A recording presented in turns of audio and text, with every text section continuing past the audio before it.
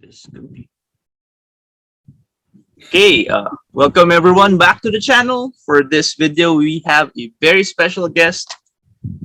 If Culture Crash were yung mga mentors ko na on hand, this guy was the first, I believe the first creator that I have uh, talked to. It's about my thesis. I gave him a copy of one of my first books na ilalabas. And I remember meeting him sa isang cafe sa Makati, near Makati Med, I believe. Oo nga. Editor-in-chief ng legendary Alamat Comics Group, a writer and a comics creator in his own right, lots of titles under his belt. More recently, ang bulk ng work niya would be the Trese books, which everyone knows have cross-platform to Netflix.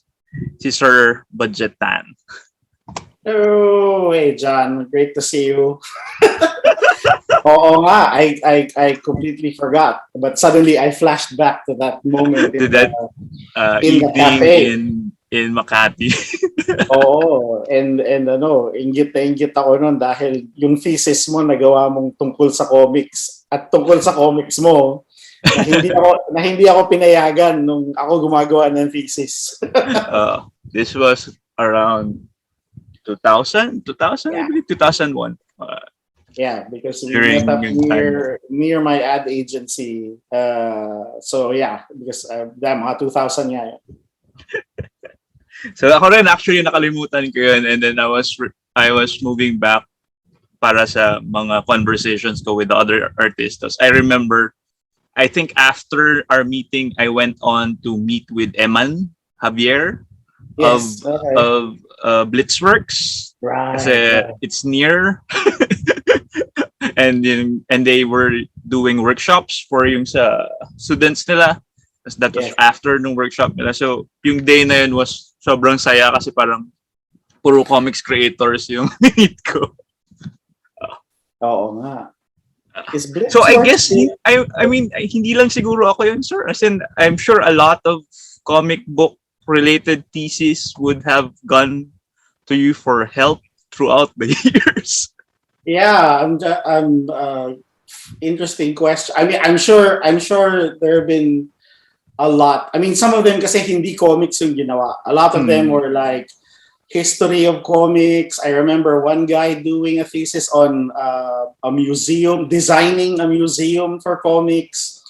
Basta anything comics related ata, sir, go to. Favorite ko pa rin yung estudyante na nag-email sa akin ng 20 questions. Question number 1, ano po ang history ng Philippine comics? Sabi ko, eto Google. Google.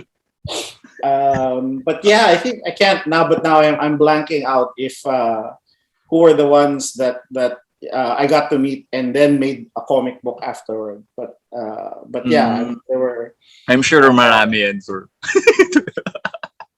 So ayun, para sa lahat ng hindi kayo kilala, kasi ang ano ko niyan is, while parang ina-assume ng lahat that everybody knows each other people parang knows people by name lang, tapos they associate it with comics, pero they don't really know yung history ng taong yun with comics and anything.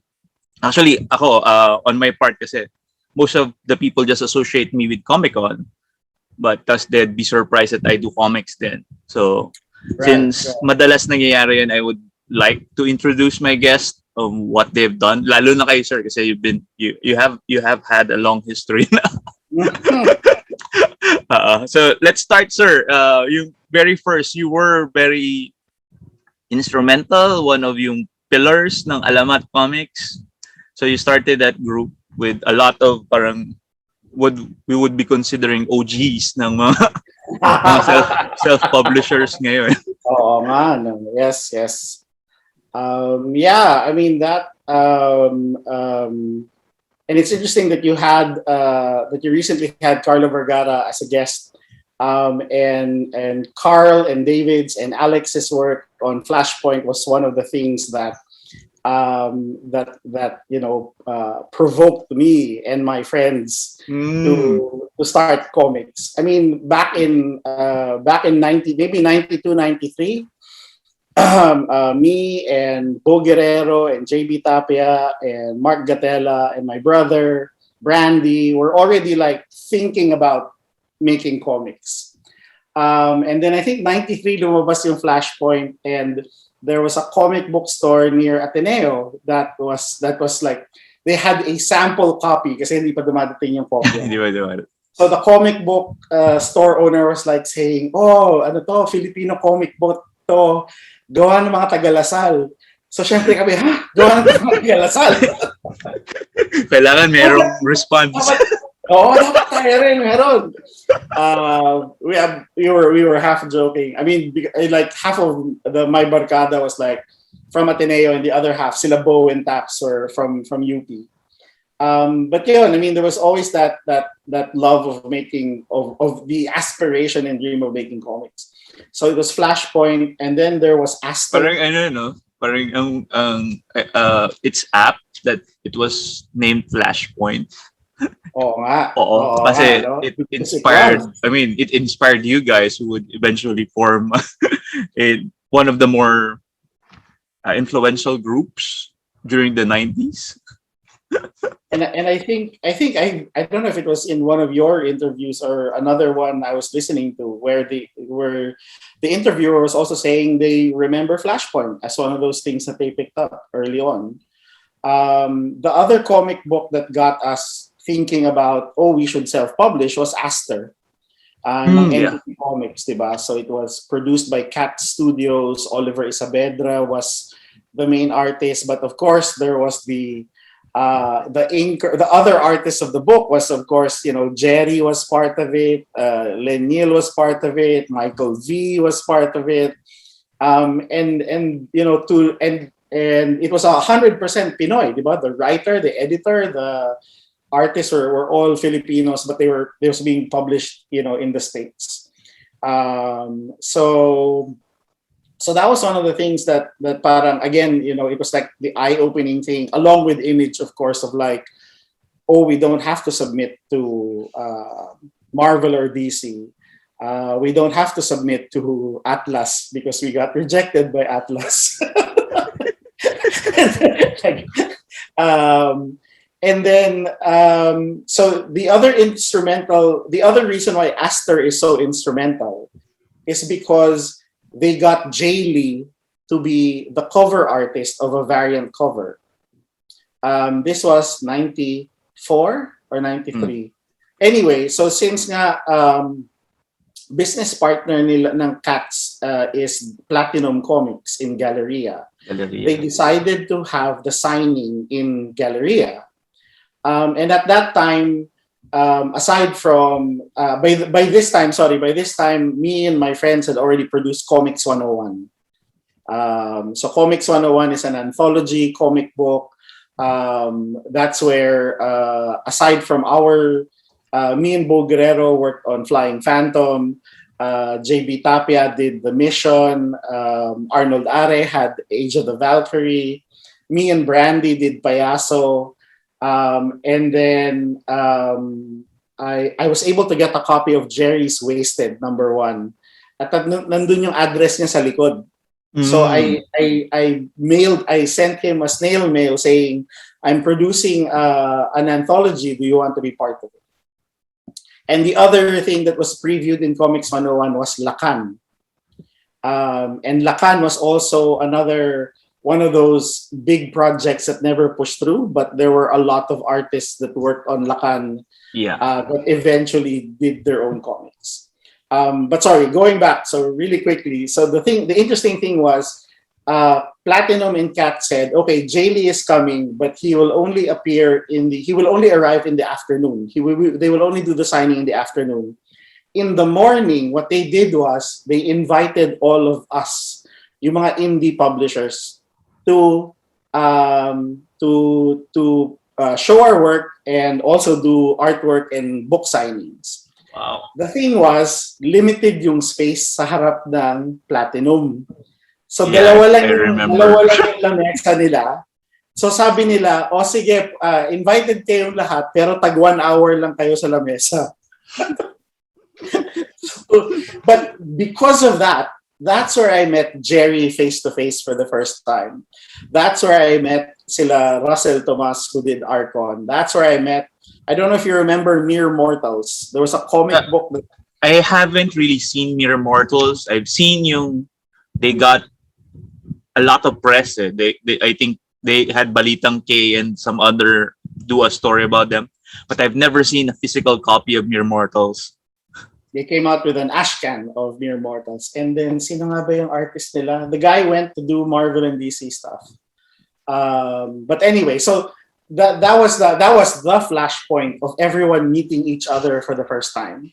Of like face to face, na parang, kayo pala yun. Parang, yun pala yung mga lasadista. I think that might have been the first time I met Carl and Dave and all of these guys. So because we all met there, we started to like exchange beeper numbers and phone numbers. This was before, isipin nyo na lang sa mga viewers, this was before social media. This was even before yung mainstream na internet. This is, email. Yeah, high-tech ka na nun kung may email ka at kung meron kang analog cellphone.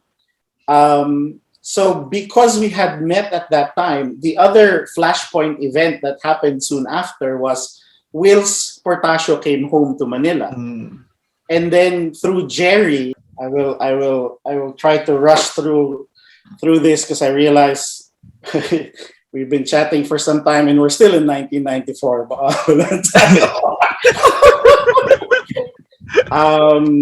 So I was talking about the time halos magkasunod yun eh. The time that Jay Lee came to Manila and then si Will's Portasio came home. Okay. And he was setting up, I think he was setting up Wetworks at that time. Actually, maganda sir na itong mga conversations kasi we're setting a timeline kasi nobody really archived this. Well, you did. As in, one of the things that I think nag-flock sa'yo yung mga nagtithesis was because you were archiving most of the articles, comics, and comic sites then. Meron kang comprehensive na list then of things that were written about us, which is yun nga hinahanap ni Carlo. There should be someone else doing this, pero since nobody else is doing this, might as well tayo na nagawa. I mean, even stuff that was probably published, I don't know, maybe like 2000s or early 2000s, the links to those articles are now dead. Yeah. So sayang yung mga articles na yun kasi like I have a blog spot called Comics 101 where I compile all of the articles and in some of them I just get a blurb and then there's a link and yun pag kinlik mo yun wala as in na. It was a parang indispensable na resource for a lot of people doing yung thesis nila during that time. Because that yung blog ni Jerry. Yes, oo nga, correct. Because your other alternative is you have to go to your library and dig up those newspapers. Which they have to now kasi wala na nga, dead links na. So you have to look for it physical na. So good luck sa mga maghahanap. Oo. So Will's Portasio's coming to Manila and meeting all of the independent guys was crucial because he was the one who gave the advice. Basically giving the same advice, that made Image possible. He said, instead of competing with one another, you should gather together, have one name and have one banner or logo so that people will know this is a Pinoy-made comic book. And that's how and after that nag-meeting kami ulit sa office pa ng Mere Mortals because they were one of the first comic book groups that had a legit office in Ortigas. You know, hindi lang siya sa sala. Yung karamihan sa amin sa kwarto-kwarto or sala nung bahay, di ba? So they had a legit office in Ortigas and they had a boardroom. So that's where we all met.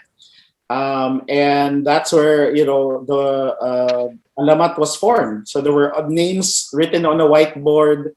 Sila Gilbert Monsanto tsaka si Lando Inolino had that sun logo, and the name they suggested was Sikat, Sikat ng araw. So that's why if you notice, one of the rays of the sun is actually a stylized S. Pero yun, parang in typical client meeting, ay maganda yung alamat, ay maganda yung logo, pagsama natin.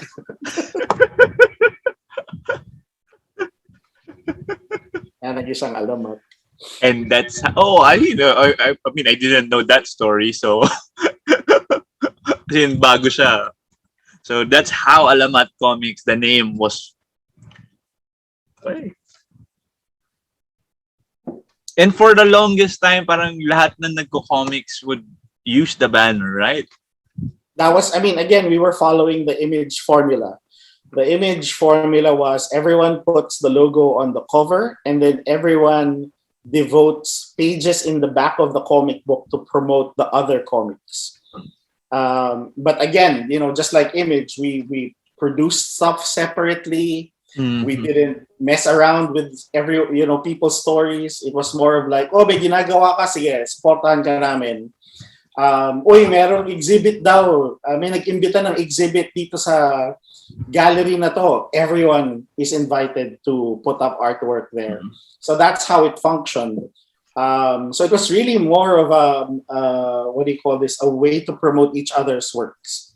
More than a business entity or a publishing company. Yeah, which is parang would confuse a lot of people, casual people.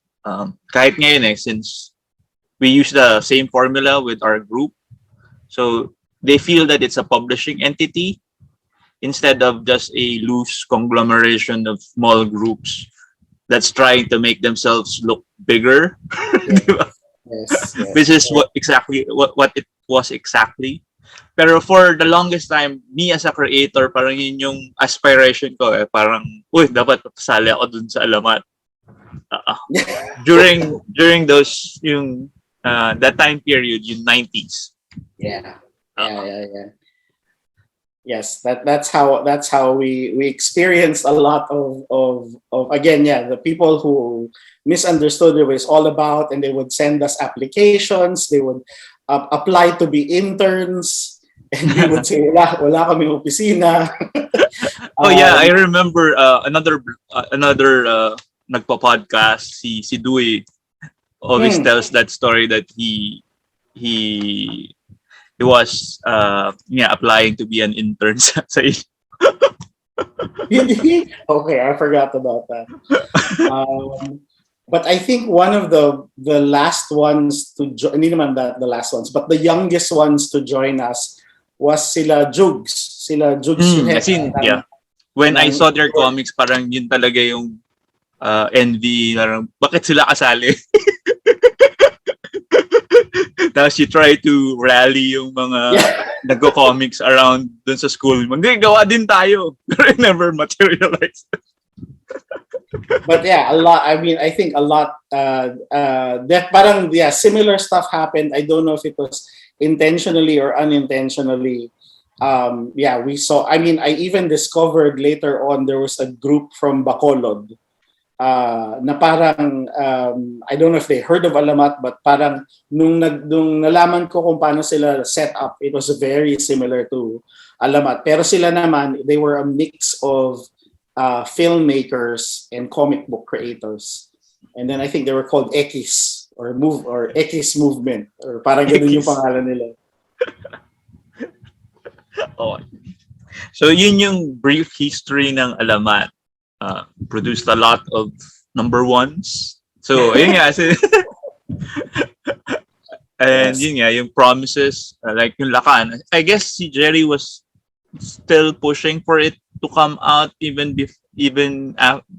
during yung time na I still hope na mailabas. I guess it's just a matter of tracking down the other contributors.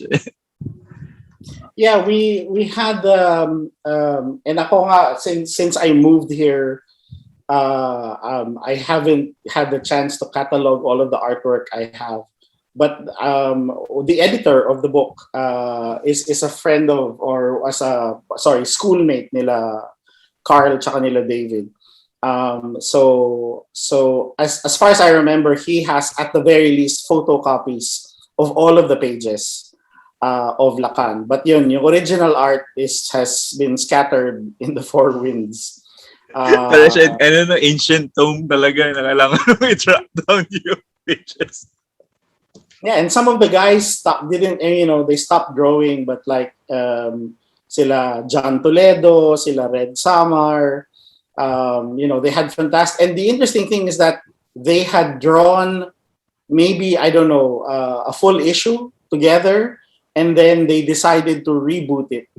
And that's how I met them, because they were looking for somebody to write the script. So the editor had a plot line, but he wanted somebody to write the script. And through a friend of a friend, they parang, naghahanap daw sila ng scriptwriter. That's how I met sila Ian Orendain and the editors of Lacan. And then I met most of the artists sa Mega Mall, sa Red Ribbon ba yun, or Mr. Donut. Basta nandun lahat ng artists, isang mahabang lamesa. And parang I was like, first time to see the artwork, and it was really, blown away by the detail and level of artwork, even way back then. Yung malls na yun are silent witnesses to yung comics history. I mean, Mega Mall alone, parang ilang comic groups yung nabuo. Oo nga, no? From the bowling alley to Comic Quest to learn yung upstairs. That's right. Oo nga, no? Exactly. So yeah, maybe replaced by, I don't know, Facebook groups and Facebook groups. Pero ayun nga, before, most of yung news that I get would be from the mailing lists. Right. Yes. I keep harping on about yung if I had still access to my EDSA mail, as in marami ako mapapakitang stuff, which is yun nga, yung sayang, I should have just gotten a Yahoo mail or something, kasi sobrang immortal ng Yahoo mail, as in lahat nandun pa rin. Ako nga, hanggang ngayon, di ba? I'm still using my Rocket Mail only because Yahoo bought it.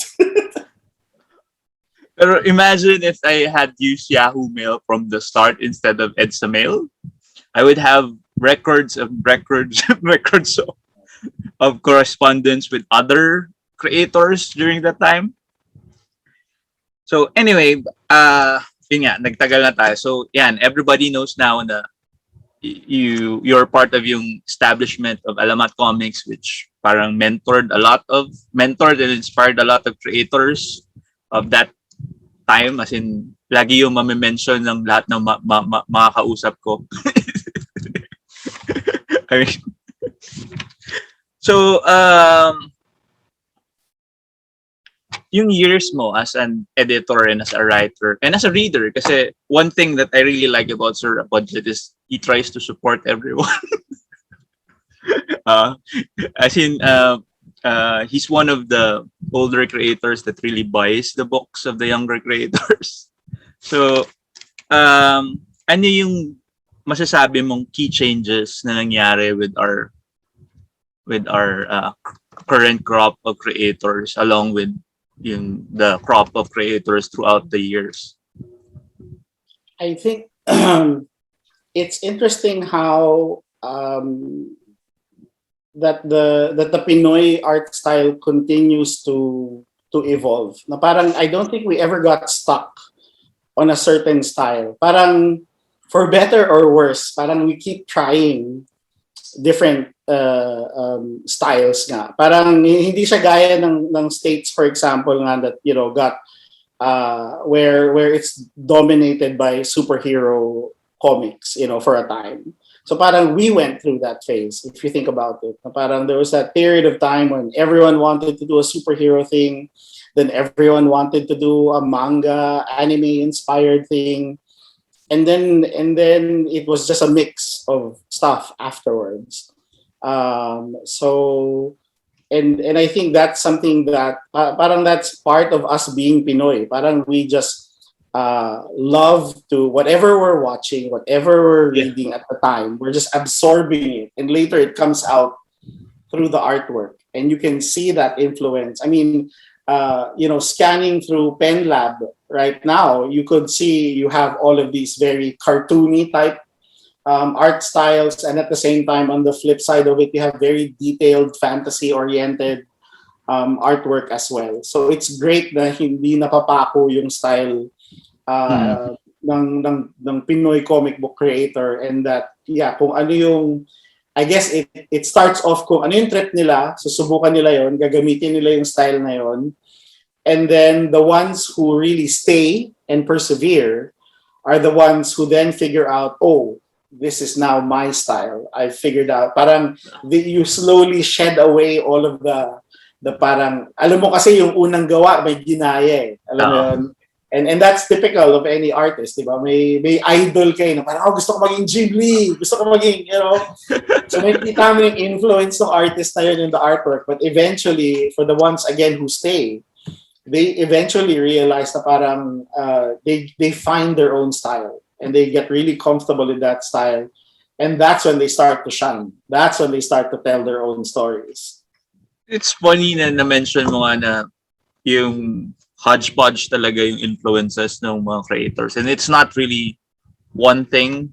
Parang laging ang dami talaga. Pero what's funny is yung most of the people that don't really sample, yung sample, kung ano yung pinoproduce ng community would say na, hindi, pinoproduce lang naman ng mga yan, manga. Or pinoproduce lang ng mga yan, puro superhero.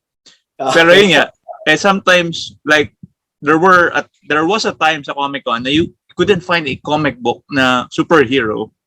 Kasi parang, for the longest time, sinasabi lang, puro superheroes lang naman yung sa Comic-Con eh. Tapos maghahanap ka, wala nga eh. Exactly. So parang, ang weird lang kasi most of yung mga nag-start ng issues with the community are really hindi naman talaga nagsasample of the work that the community produces. So sometimes pag minsan dapat ano mo na lang i-block off mo na lang yung mga ganun.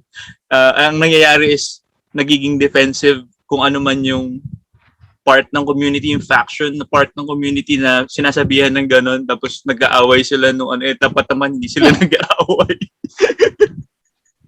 and parang an interesting outcome of Trese coming out in Netflix are all of the articles that said, if you like this, then you might like this one. And I think, I don't know how that can become a more regular way of doing things. And I remember, Carlo, in your interview, in your chat, we're talking about we don't have comics journalism. And even, I think, we don't even need that level yet of I mean, it's great if we have it, but at the very least, what we need is an engine of recommendation. Mm-hmm. Right? True. So parang, for example, pag may sumikat na, I don't know, I mean, if even K-pop or like a K-drama, if a certain K-drama becomes popular, we should be the ones, someone or the comic book community should be the first ones to say, if you like that K-drama, then check out these Pinoy stories. It's like yung Facebook algorithm, Netflix algorithm saying that, I see you've enjoyed this, you might enjoy this as well. Exactly. I mean, and it could range from either, does it start from the bookstores, does it start from the comic book stores, or again, is it the fans and the readers themselves recommending each other? And I think that will help dispel this whole notion of puro ganun lang naman kayo eh.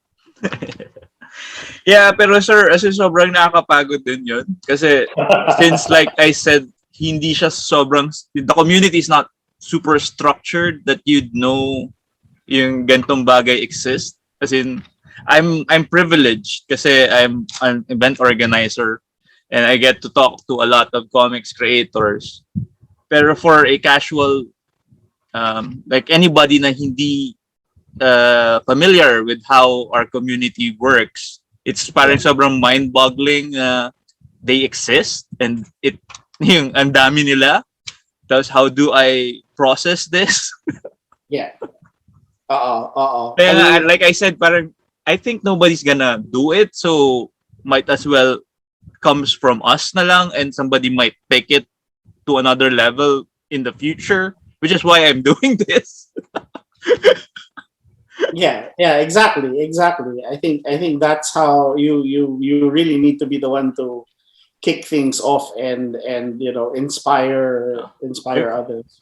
As in, there were fans that really dug deep into the history. As in, unfortunately, si Danry was one of them. Danry already left us, and I'm sure Mm-mm. yung along the way, Danry dug some stories that I haven't, I haven't really gotten to yet. As in, hopefully, hopefully it got recorded. Danry was doing a blog before with Dewey. I mean, he was writing about comics, diba, before. Yes, yes, And yes. while, ayun, yung writing part, I'm not sure I can do kasi it takes time and I have work. Yung itong pakikipag-usap, it just takes like an hour for us. That was very minimal That's fine. editing. Yeah, exactly. Hopefully somebody like writes about this soon para mas concrete for anyone looking for yung mga kasagutan. I mean, like, see, I don't know if I haven't noticed if EK Gonzalez is still posting her Instagram reviews, but that was Yeah. like, one of the. It was my way. It's my way of keeping up with what's coming out, over there. And then one of the interesting things that I also discovered, but it hasn't happened enough for Filipino comics. There are now reviewers on TikTok. So it turns Si out FPJ. Si FPJ was the one, FPJ. si Florencio Husay was the one who Yes, instigated that. correct. Yeah. Which is something that I might not do. It's different. It's totally different. Ako, wala pa. I have not downloaded TikTok. I don't know if I want to, but Yeah. eventually it will find its way into YouTube and Facebook, right? Yeah. But there, I So, mean, that's the. I don't know if you heard about this thing that happened maybe a year or so ago. Na because TikTok book reviewers started to talk about this one book that came out 5 years ago. That book that came out 5 years ago suddenly became a top-selling book.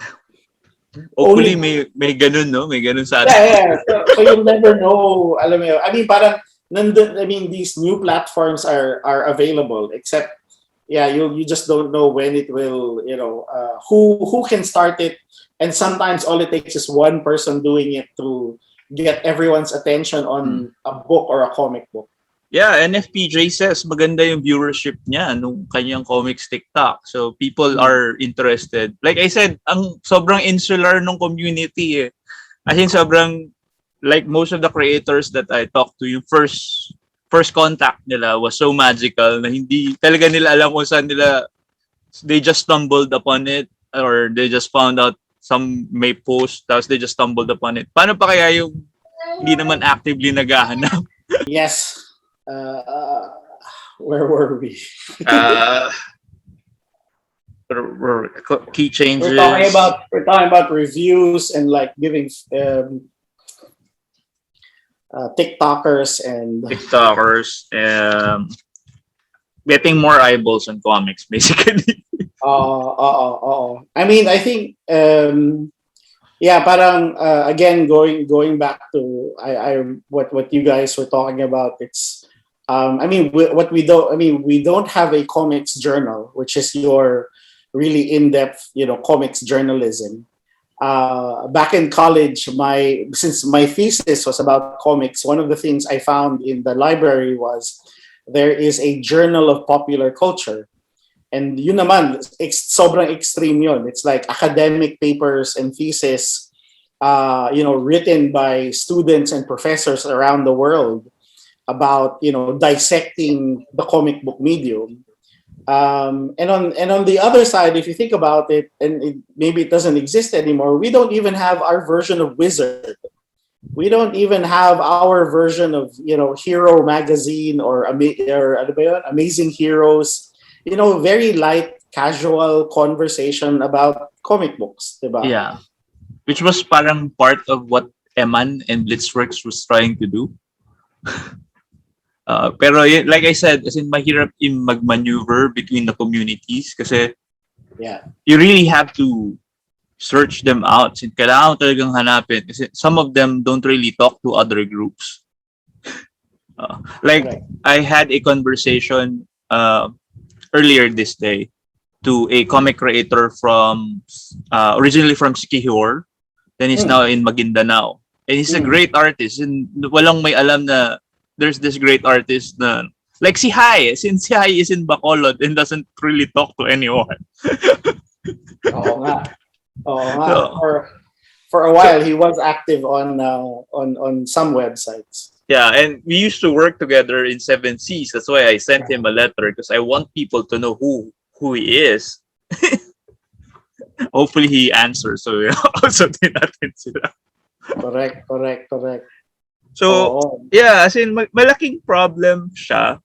Pero, ayun din most, parang internal problem din siya kasi most of us don't really want to talk to other people.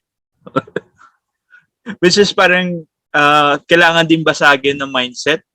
A lot of us think na once we do yung comics, people will just naturally flock to it. But, like, paulit-ulit na rin with my other conversations with yung other channels with like since Comic-Con panels na ginagawa ko. Yung mga older creators realize na it's just not drawing and writing that needs to be done sa pagko-comics. It's yung like I said, yung polishing, yung editorial part needs to be addressed. Yeah. Kasi wala talagang editors as of now. Unless you're part of a publishing line, tapos you need to be under an editor. Pero most of the self-publishers, well, maganda yung ginagawa ni Sir Paulo sa Comiket kasi they have yung that system. Pero most of us, Wild West pa rin eh. Correct. Or is there, I guess the other question is, are comic book creators seeking out ways to improve their craft?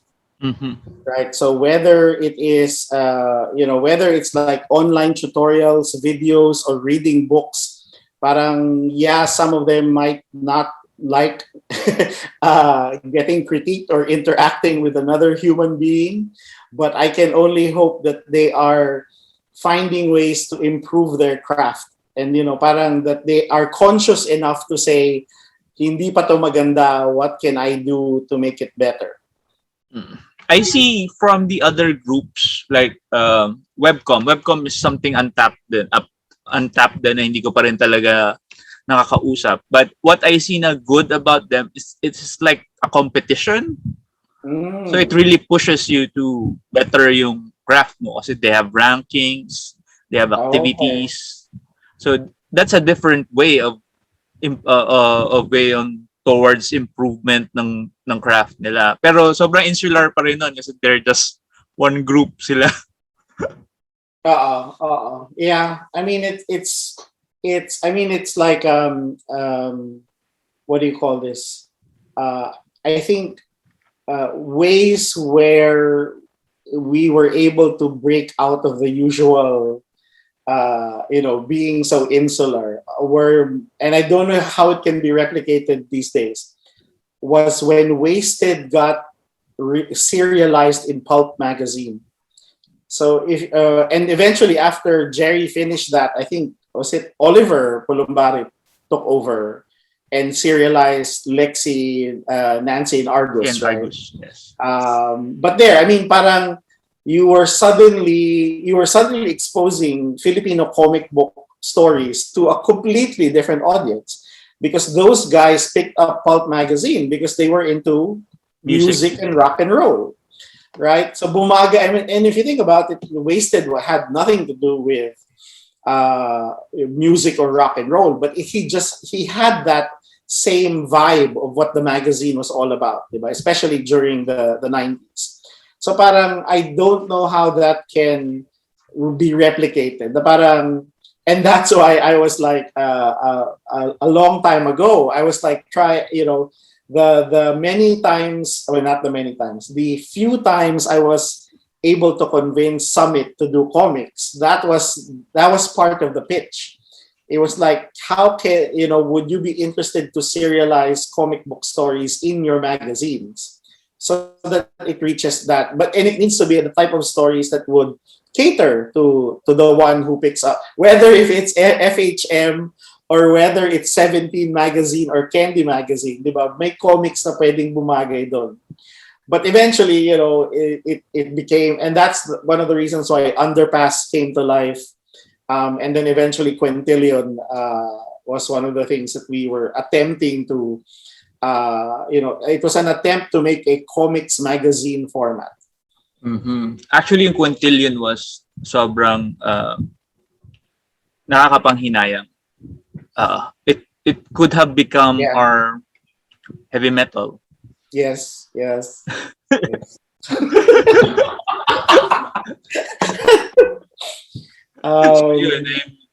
Parang like yung iba kong conversations with a lot of creators then that were dealing with publishers. Parang ang daming sayang na mga projects na if it was given legs like for at least 3 years.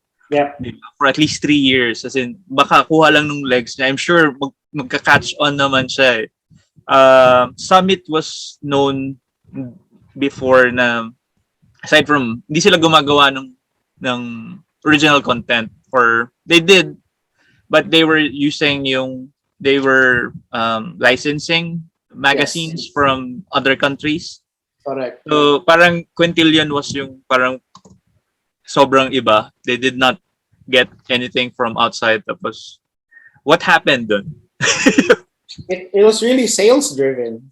And maybe, thinking back now, when you talking about it should have been given legs, it should have been given a chance to, create a foundation. And tama ka, I don't know if you pulled 3 years off the top of your head, but I do feel that 3 years is what you need. That's the long game that you need to play to really attempt to get a solid footing. And kung hindi ka makahanap ng solid reader base after 3 years, then you move on. But I think the proposal was really one issue and then wait and see was the plan there. And I guess compared, for example, to how their other magazines were performing. And even though they hindi naman, it wasn't expected to, nothing can top the sales of FHM and Yes Magazine at the time, diba? Pero, but alam mo yun, so parang, compared to average selling publications of Summit at the time, parang it still didn't. I mean, for goodness sakes, hanggang ngayon may kopya pa rin ng Underpass na lumulutang-lutang dyan, di ba? Bigla na lang, meron sa book sale. Parang iniisip ko, how many thousand copies did they print of Underpass? Hanggang ngayon, hindi pa siya sold out. But kasi tayo kasi nasanay tayo sa low thousands lang. They might have printed like big copies. Correct. But I think, it would be great to try and experiment something like that, but maybe do it in a more to have a stockpile of stories so that it comes out, and it doesn't need to be monthly. Feeling ko, even if it comes out quarterly in a year, diba? It's enough, especially if it hits if we go back to the format na may event every quarter tayo. Yes. It would parang makakatulong talaga. And yes, you're right. Parang yung number na yun kasi it's part of yung experience ko with a lot of books that I've worked with. Parang you need talaga yung years na yun to grow yung foundation mo, to get yung fan base mo. And Yeah. parang yung one issue parang hindi yun talaga gauge eh. Like, di ba, most of our comics would hit yung stride nila when it reaches yung third issue. Yeah. The third issue is like yung parang ano talaga, that's where magigauge mo if you have readers and if you have, tsaka mas gusto ng tao yun na may copies na instead of just getting one. Yes. That's an interesting what do you call this behavior na I realized with Trese na parang we really picked up sales and readers when the third issue came out and people started to look for the previous issues. And parang looking back, I think when I was like reading up on like sales ng American comics, even they were saying that, and that's the reason why most miniseries are like 5 to 6 issues, because they do know that you, even if your number one issue, sells a lot, alam nila na magdidip siya sa 2 and 3. And then it picks up in 4, 5, 6. And then parang then you get to see na parang okay, we have a good following dahil the readers came back and parang and completed the series. So Mas parang, di ba parang sobrang sinira din nila yung structure na yun ever since they started releasing rin yung graphic novel format nun. So you're buying books 1 to 6. Tapos the next month after 6 came out, yung compilation would be, so why not just wait for yung mobile? Which is I do. Yun yung ginagawa ko ngayon. I don't really buy the floppies anymore. Yeah. It is a question. I mean, there were people speculating na baka ganun daw mangyari sa DC, especially when the owners changed, because it's a question of how much are they earning from floppies versus graphic novels. And looking at yung mga communities that collect right now, they're more, it's like the 90s all over again. They're looking at things na this would appreciate in value. This is the same with the same thing how they look at NBA cards, that's how they look at comic books. Wow. Parang yung speculator market is back. Parang That's weird.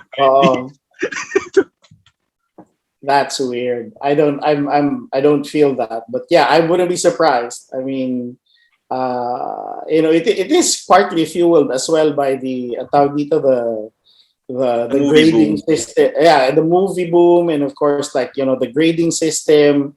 Ano nga ba yun? Slabbing, as in slabbing comics. Oh. I mean,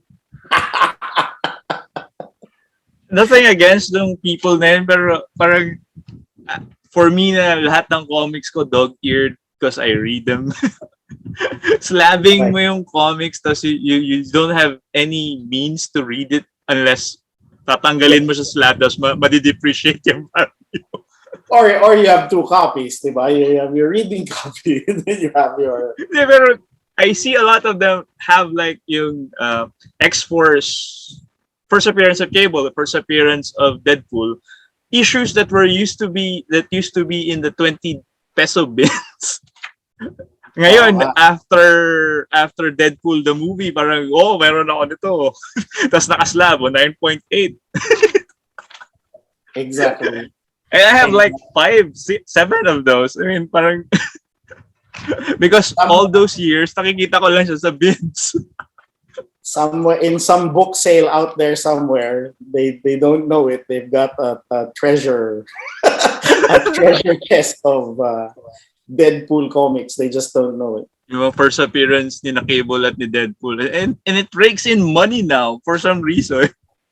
Ano nga ba yung recently sa eBay tumaas daw yung presyo dahil I don't know if it was connected to WandaVision or basta it was connected to one of the shows appearing on Disney Plus, and then suddenly parang tumaas daw yung presyo nito on eBay. So sobrang crazy nun. And I hope ganun sila passionate about it when it comes with our local work. Well, I see a lot of crazy stuff then with, especially with your books, especially since it crossed over. I mean, people are selling yung mga ashcans nyo to Yeah, exorbitant prices. yeah, yeah, And somebody yeah. was offering me for my copies. That's crazy. I Yep, mean, yep. 'di ba, if kaya nga 'di ba, as in part na yun ng pitch namin with yung mga bagong readers. So, bili kayo ng mga ashcan na yan kasi malay mo maging movie yan or maging Netflix. So, you can sell yung 30 pesos, 50 pesos na binili nyo, 1,000 pesos na. Crazy. Yep, yep. I mean, and you can only hope that the people who do get it, value it and are not speculators, because if you're speculating, you'll be disappointed. Eventually, you'll be disappointed with that, like the death of Superman type of disappointment. Let's go back source of comics creation. Kasi I think most of the viewers that I have are interested in comics creation. Since you were and are an editor, as in, I remember the story of Ian sending you copies ng work niya and you shooting it down. I mean, that story seems to change every time he tells it. But anyway, yes. What are the most common weaknesses na you look at for a comic book that sent for you to be edited? I mean, I don't think I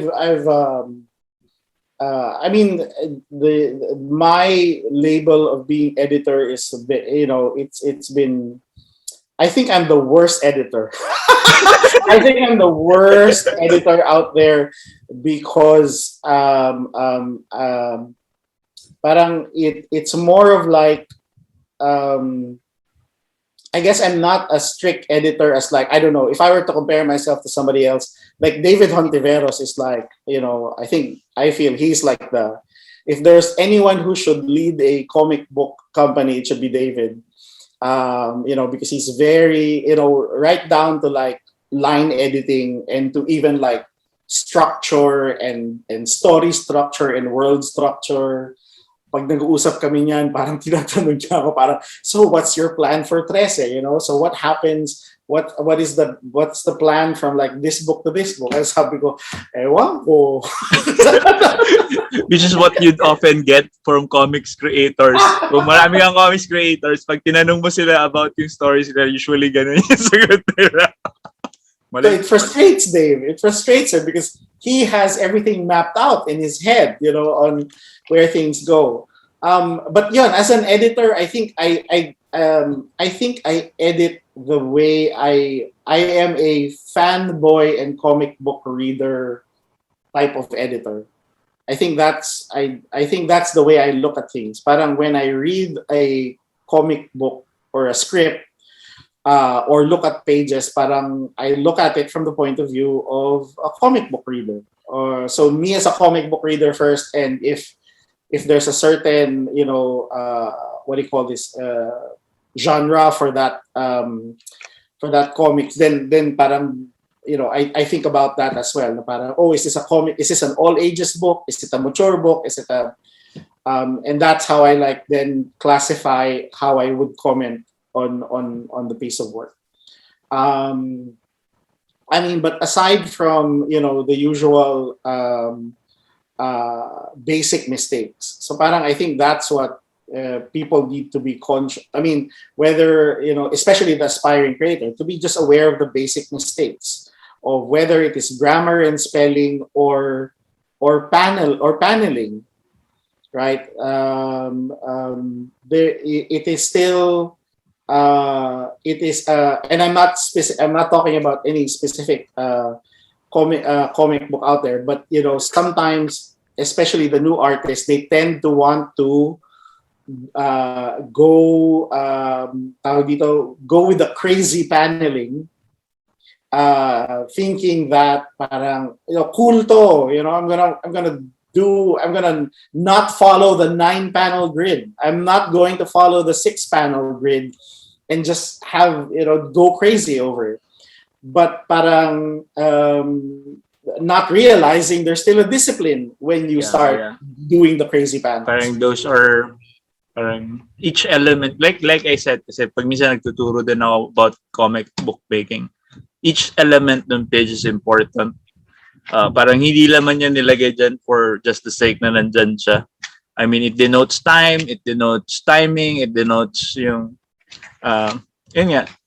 Since it's a static page, yung gutters and yung borders are yung time element, So pag ginawa nyo mag-overlap yan, it means it's happening at the same time.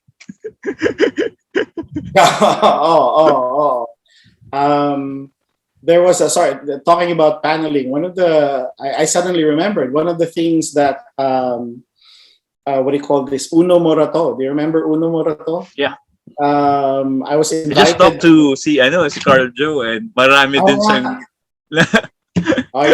na mention about yun nga, and he was an editor for a publisher, so they were balancing yung artistic vision nung artist tapos yung commercial viability, mabibenta ba yan?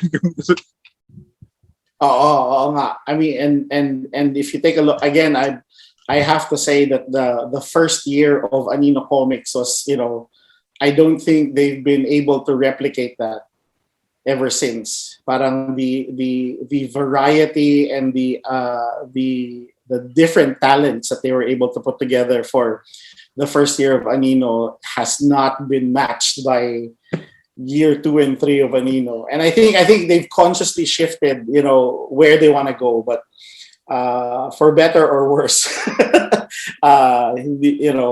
Astig pa rin yung mga nirelease nila Carl Joe noon. But one of the activities that Carl Joe invited me to join in Uno Morato was he invited a bunch of comic book creators, and we were supposed to share the best panels. So each of us brought 10 pages of comics, and then we just all took turns sharing, this is my favorite page, this is my favorite panel. And the Kwentuhan lang kami. It was really, it was a very casual discussion, and it was also a way for me to meron pala ganyang comics. So yeah, I mean but of course it happened in one place. It wasn't online, it wasn't live streamed. Sana may nag-record and it could be a learning experience para sa mga would-be creators. I mean, that's a great practice. That's a great exercise, actually. Yeah, and I think sometimes it's just listening and being open to that kind of discussion where you will learn. I mean, if you're not the type nga that feeling, but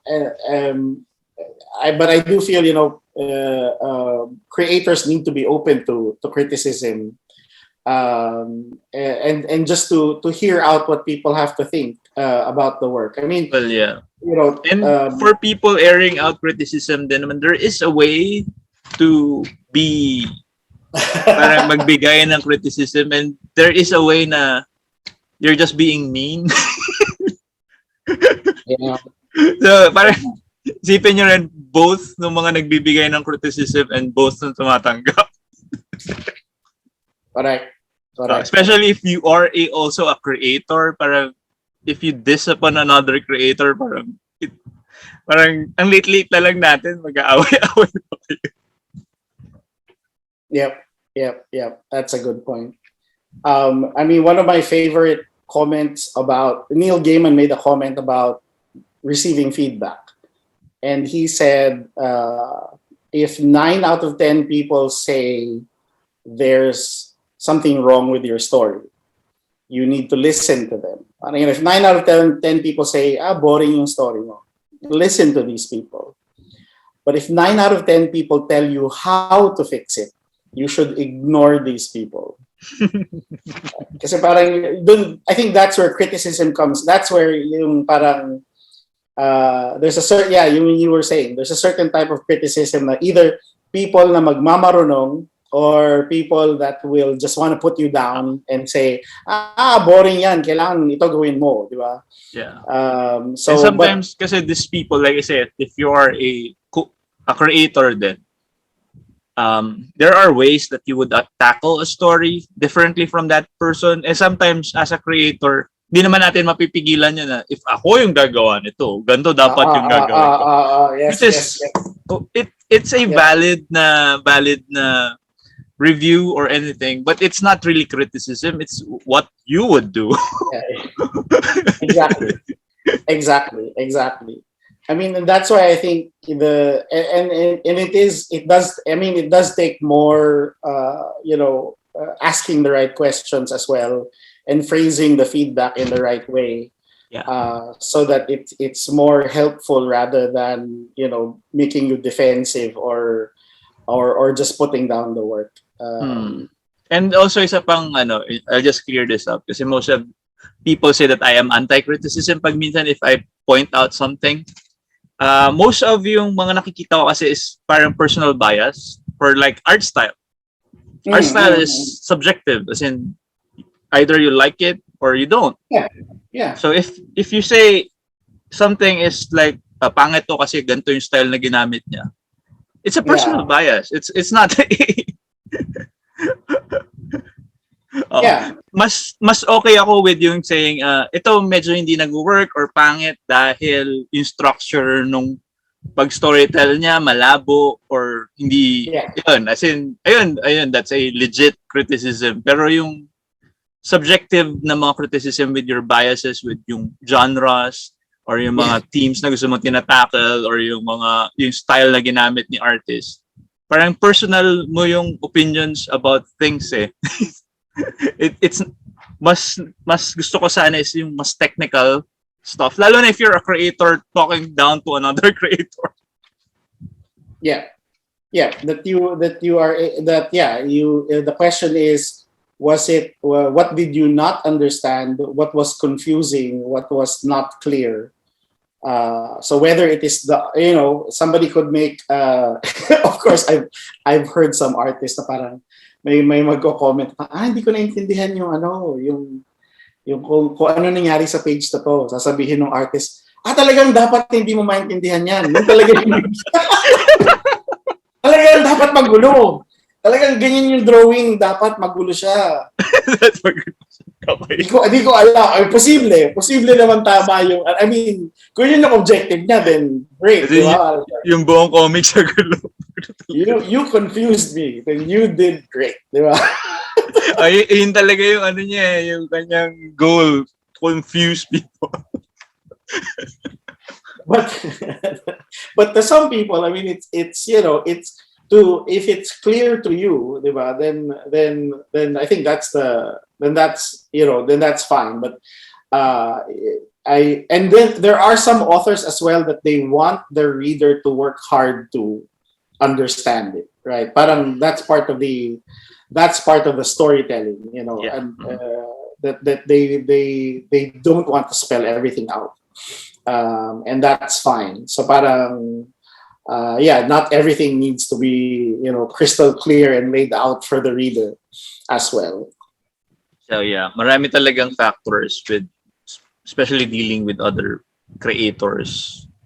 I mean, years like you've experienced years and years of dealing with other creators. Talagang may iba-ibang approaches, tapos meron talagang creators that would love to use symbolism, as in sobrang symbol yung like you said, yung pahirapan talaga nila yung readers.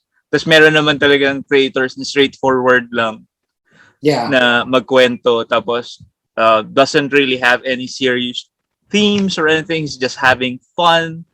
Sometimes kasi some of our creators are just venting out and they're just doing something that they would like to do. So not everything needs to be deep, deep meaning. Exactly.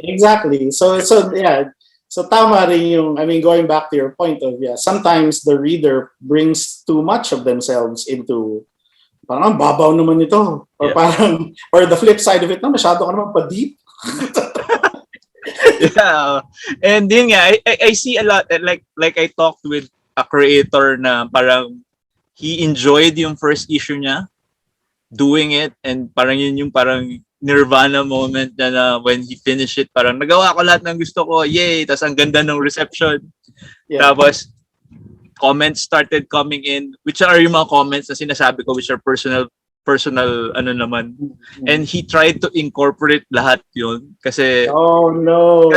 as a first-time creator, you would fall into that trap. Kasi, Yes. especially since, yun nga, like I said, wala ka namang editor, so you don't talk to other creator type na tao that would say na hindi tama yung ginagawa mo, or Yes. yun nga, ipo-point out yung mga mali mo as peers, as in pantay kayo, di ba? Tapos you'd get comments like that from readers, and you'd fall into the trap na I have to satisfy everyone. Yeah. And then he'd try to change yung second issue, third issue, fourth issue, taking everything na marinig niya. And then by the fourth issue, hindi na siya masaya. Yeah. Yep. Nawala na yung magic ng first issue. Yep. I hope that creator realized that and has somehow moved to do something that doesn't need to take in, that the creator realized you don't need to take in all of these comments. Yeah. But sometimes that's part of the journey. And it's nice na meron tayong mga gantong usapan, kasi for somebody na thinking na ganto, you hear somebody else talking about this.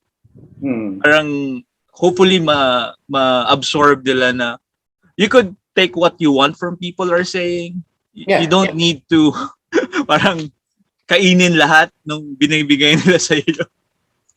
Yeah, that's one of the, I haven't read the whole book, but the Pixar came out with a book on what is their creative process, and that was part of it.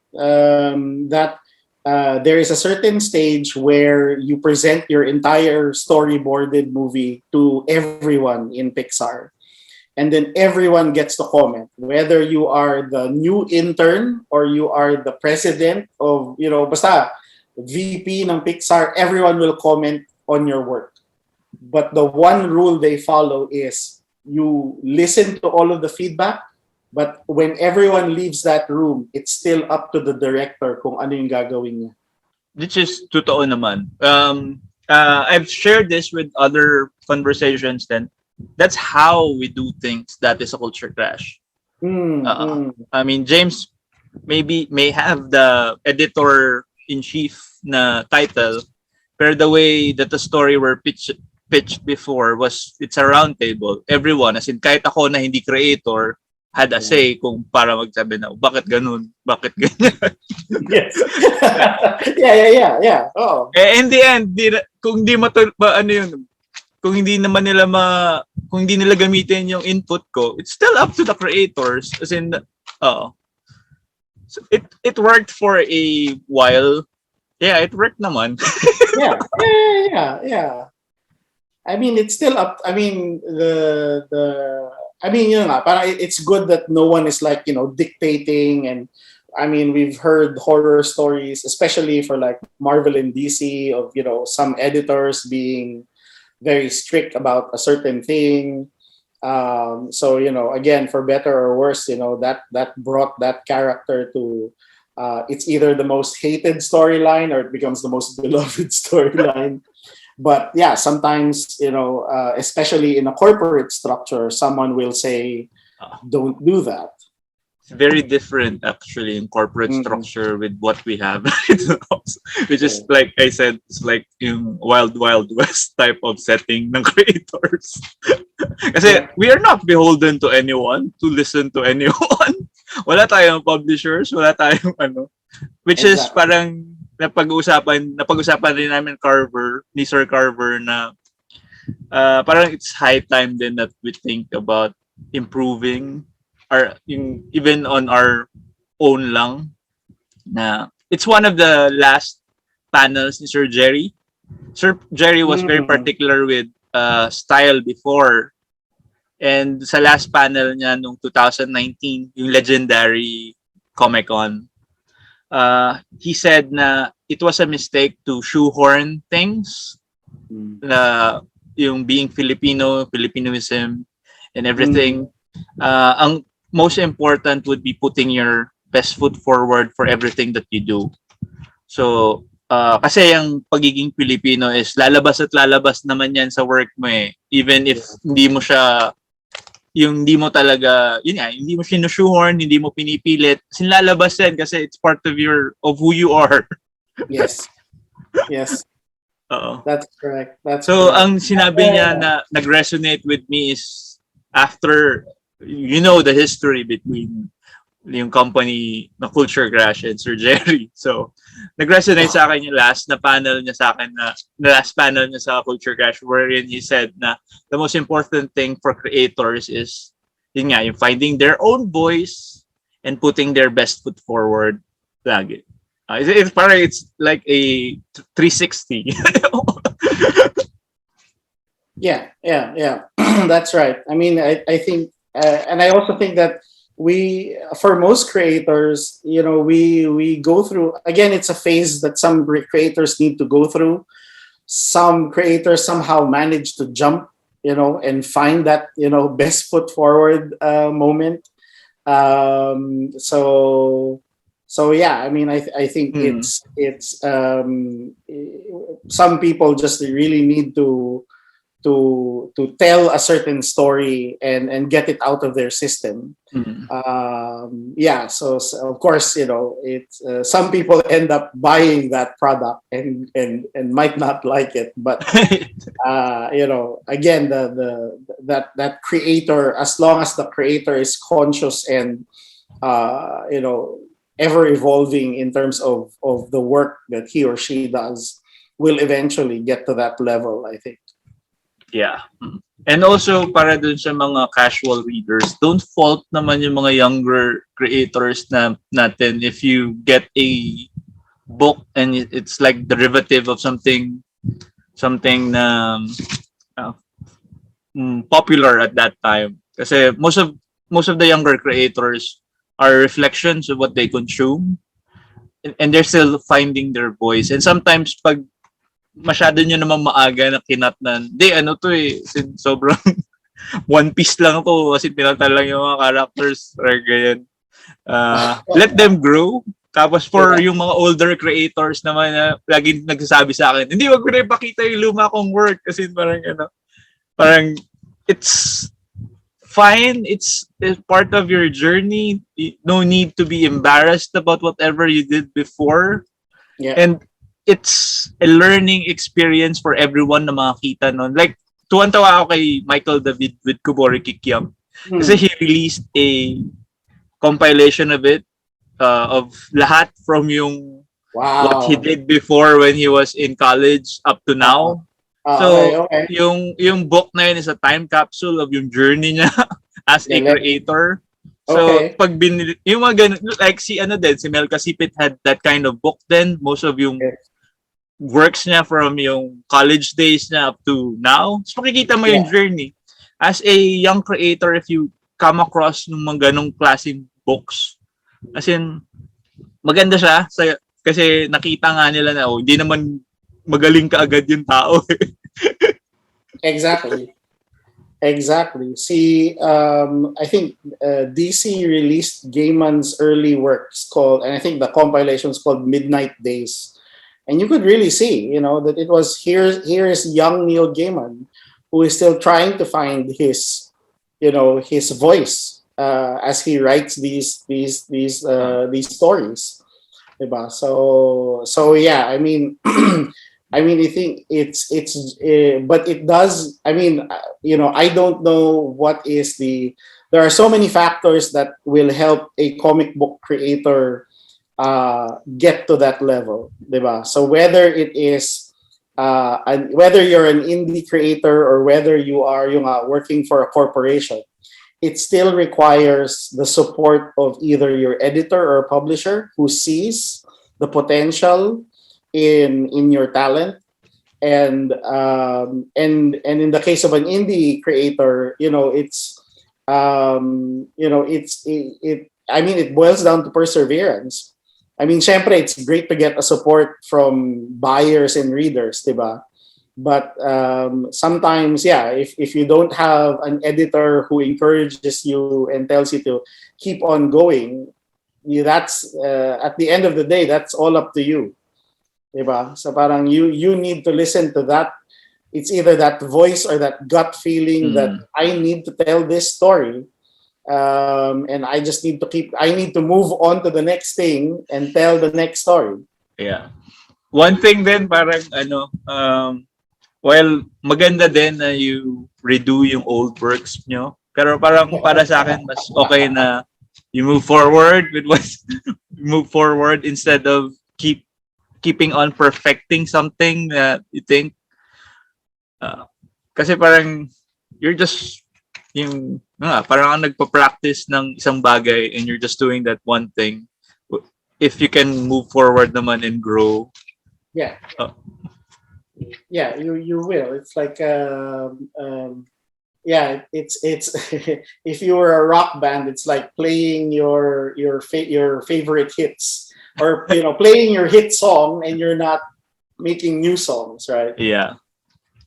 And also, as in, sobrang swerte ng mga bata ngayon that we have yung social media structure right now. I mean, imagine yung kwento ni Sir Budjette that they had to find themselves physically sa isang lugar para mahanap yung isa't isa na ganun. Pero right now, you have groups sa mga Facebook, Tumblr, Twitter, Instagram, and you could, I mean, ask for input from your own, yung mga equals nyo sa mga peers nyo sa community. And Yeah. and even yung mga katulad na Sir Budjette, like Sir Budjette is talking to me right now. I mean, he's super busy and he gave us his time para makapagkwentuhan. And I'm sure wala namang madamot sa community. I mean, if you ask for something sa kanila, if they can, as in bibigyan ka nila ng pointers and everything. And Yeah.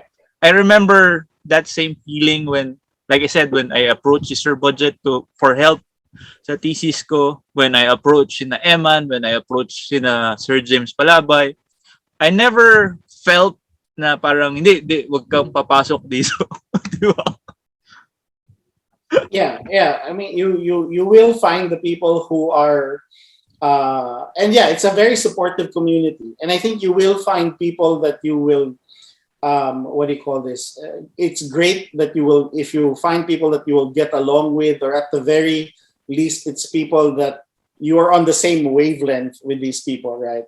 And we've heard the stories of people na nagkatabi ng table sa Comic-Con and then they ended up collaborating.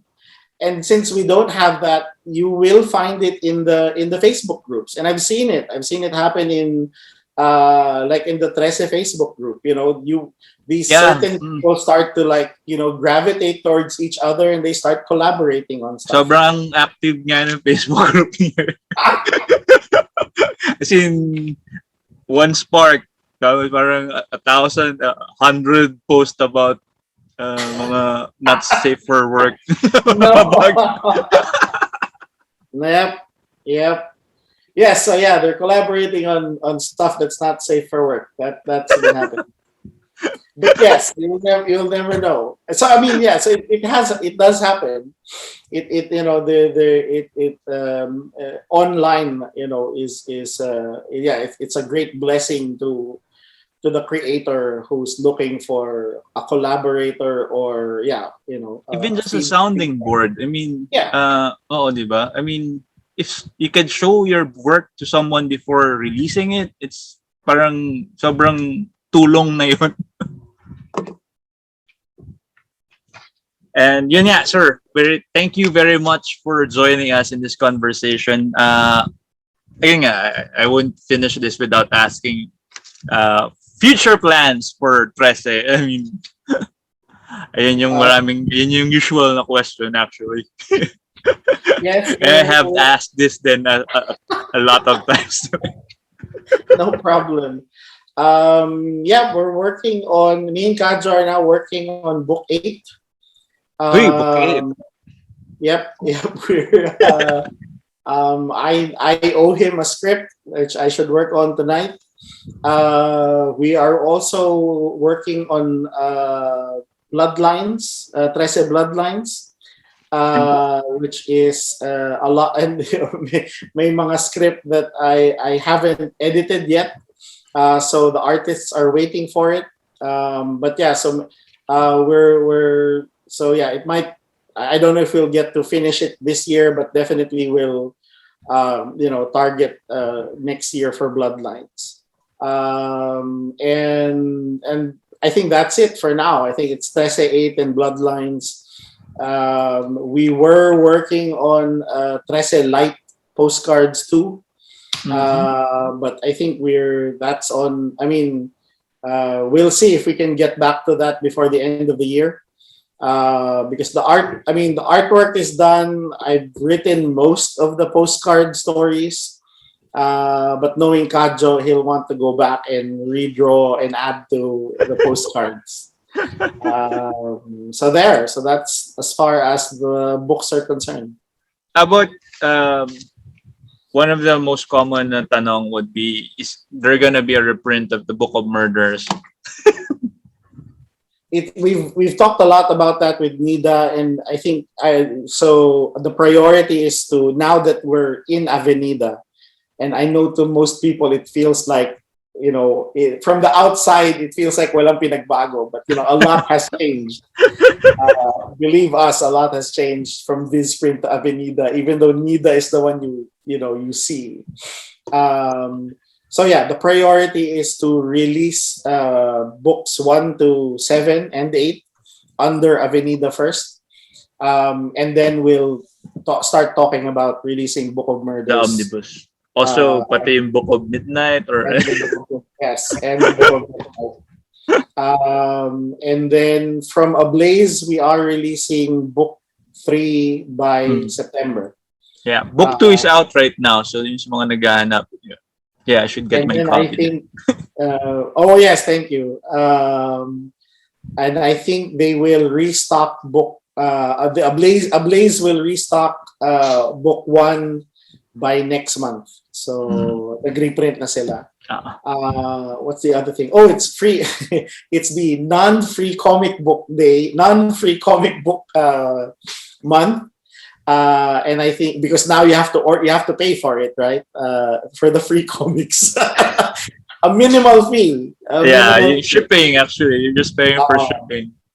So I don't know if the local stores picked up the Trese free comic book day issue, but that should come out. I'm sure Sina Sir Sandy would have it. So for everyone, get it before it gets slabbed.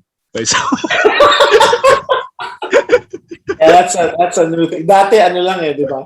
Dati it's like alam ko I don't, how much did I pay for Mylar bags? I had to get a Mylar bag with acid-free backing board. Yeah, acid-free. Yeah. So doon ko nilagay yung Spawn number 1. Sana dahan-dahan mo pa dapat bubuksan yung Mylar para but yeah. Now they've evolved it to slabbing. But so those are the, I think for the year, that's enough. So 8, as in 8 is coming out this year.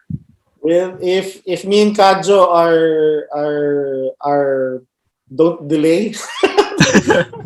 I mean, a lot of people are still freaking out about what happened to one of yung kambal.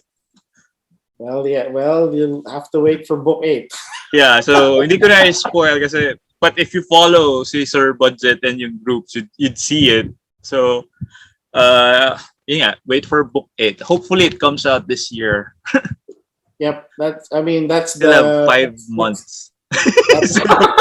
I know. I mean, it's more for Kadjo. I mean, of course, I owe him how many more scripts? A couple of more scripts. But yeah, every day I get to see a new page from him, several pages for that matter. So we're working on it.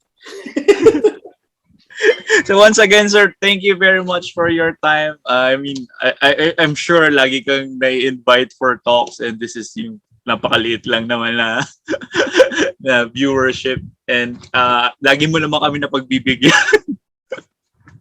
No, I mean, thank you again. I've said this so many times that whether it's this new channel that you're doing or whether it's what you guys have done for Comic Con, I think it's one of the it's part of the pillar and the engine that just keeps our little comic book scene going. Yeah. Thank you. I mean, like what I said, then paulit-ulit, it's not Comic-Con, it's the creators that attend Comic-Con that makes Comic-Con. And we are thankful for everyone who have helped us since the beginning. And Alamat has been there since the beginning. Oh man. Which made it actually, it's one of the, parang, one thing that I am very proud of. Kasi like I said, you are familiar with yung rift that was caused between yung yung tribes ng comics before. And I'm particularly proud of yung 2005 Comic Con because that's when most of us came together talaga as one comic group. Yes. You and Sir Jerry were there in 2005. And you're still there every time you ask for help. So talagang thank you, sir. You're welcome. Thank you as well for again everything that's. And yeah, that's an hour or so of conversation. I hope you guys get a lot from what we have discussed. Follow si Sir Budjette in all his socials, no, sir. Yes. On I guess the Trese page, and then I also have the very not so active Facebook page called Budjette Tan Stories. I had a grand plan of uploading new stories there, but these days what I actually do with that Facebook page, yun na yung naging version ko ng bookmarking of articles. So every time I see an article about comic book writing or writing in general, I actually repost it on that Facebook page. So it's like Comics 101 again. It's for my personal use, but yeah, if you're looking for articles and essays about or videos about comic book creation and writing, then yeah, the Facebook page Budjette Tan Stories is where I normally upload stuff. Okay. So yun guys, salamat sa panonood. Hope ma-like nyo, share nyo with your friends tong video namin ni Sir Budge. And kung gusto nyo, subscribe to the channel. And if you do subscribe, please do click on that notification bell so that you know when I'll be uploading other stuff. Thank you for watching and bye guys. Bye. Thank you.